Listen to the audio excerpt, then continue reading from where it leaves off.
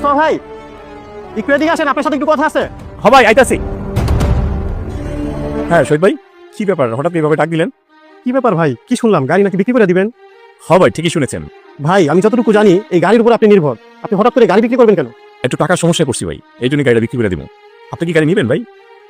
ভাই আমি তো গাড়ি নিতে চাইতেছি, এখন কেমনি কি বলেন? ভাই কেমনি কি মানে, আপনি তো সবই জানেন, গাড়িটা তো আপনি নিয়েই কিনছি, কত দিয়ে কিনছি, কতদিন চালাইছি, সবকিছু তো আপনি জানেন। আপনার লেখা কিছু করা যাবো? আপনি হিসাব করে একটা দিয়ে দিন। আচ্ছা ঠিক আছে মোস্তফা ভাই, আমি 2-1 দিনের ভিতর টাকা রেডি করে আপনার বাসা যাইতেছি। ঠিক আছে তাহলে ভাই, দ্রুত আসেন, আমার ইমার্জেন্সি টাকার প্রয়োজন তো। আচ্ছা ঠিক আছে, দেখতেছি ভাই অনেক ডিপ্রেশনে আছেন, একটু রাস্তাঘাট একটু দেখে চলেন। হ্যাঁ ঠিক আছে ভাই, আসসালামু আলাইকুম। ওয়ালাইকুম আসসালাম।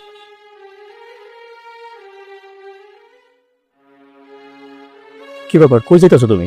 মার্কেটে যাচ্ছি। দুপুর টাইমে মার্কেটে যাইতেছো কি জন্য? গহনাগুলো বিক্রি করা তোমার জন্য টাকার ব্যবস্থা করতে যাচ্ছি। তোমার আমি কইছি তুমি গয়না বিক্রি করে আমাদের টাকা জোগাড় করো। কোন গয়না বিক্রি করতে যাচ্ছ দেখি? তোমার মাথা মতো নষ্ট হয়ে গেছে। তুমি যদি গহনা বিক্রি করে দাও, আমি কি আর জীবনে তোমার কিনে দিতে পারবো? টাকা আমি জোগাড় করছি, এটি বিক্রি করতে হইব না।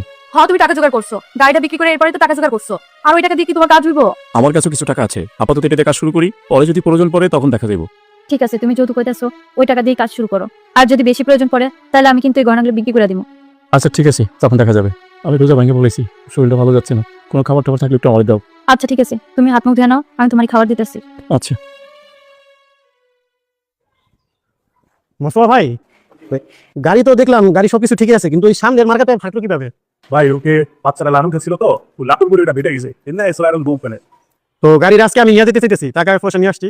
এই মোস্তফা এদিকে আয়। ভাই তুই কি গাড়ি বিক্রি করতেছস? ও ভাই গাড়িটা বিক্রি করে দিতেছি।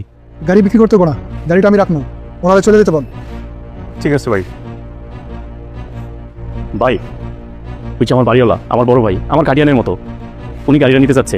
গাড়িটা ভাই আপনার কাছে বিক্রি করতে পারতেছি না, আপনি চলে যান। আচ্ছা ভাই ঠিক আছে, সমস্যা নেই, যেহেতু আপনার বাড়ি আলা নিবে, এখানে আর কিছু করার নাই। আচ্ছা ঠিক আছে ভাই, তাহলে আল্লাহ হাফেজ। আসসালামু আলাইকুম ভাই। ওয়ালাইকুম আসসালাম। এই এদিকে আয়। ভাই